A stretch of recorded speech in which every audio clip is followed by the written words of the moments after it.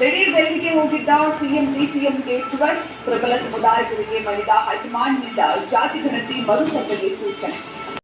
ಸುತ್ತು ಮೇಲೆ ಬಿಜೆಪಿ ರಾಜ್ಯಾಧ್ಯಕ್ಷ ವಾಗ್ದಾಳಿ.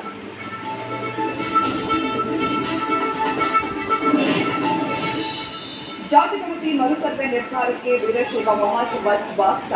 ಉತ್ತಮ ಗಣತಿ ನಡೆಸಿದಲ್ಲಿ ಸಂಪೂರ್ಣ ಸಹಕಾರ. ಜಾತಿ ಗಣತಿಗೆ ಮಹಾಸಭೆಯ ವಿರೋಧವಿಲ್ಲ ಎಂದ ಶಾಮನೂರು ಶಿವಶಂಕರಪ್ಪ.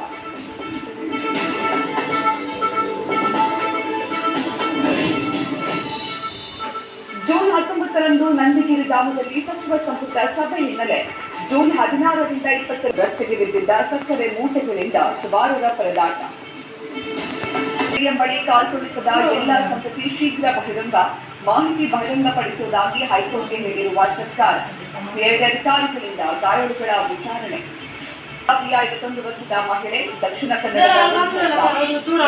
ಬೆಳಗ್ಗೆ 6 ಗಂಟೆಯಿಂದ ಸಂಜೆ 6 ಗಂಟೆವರೆಗೂ ಬಂದ್ಗೆ ನಿರ್ಧಾರ.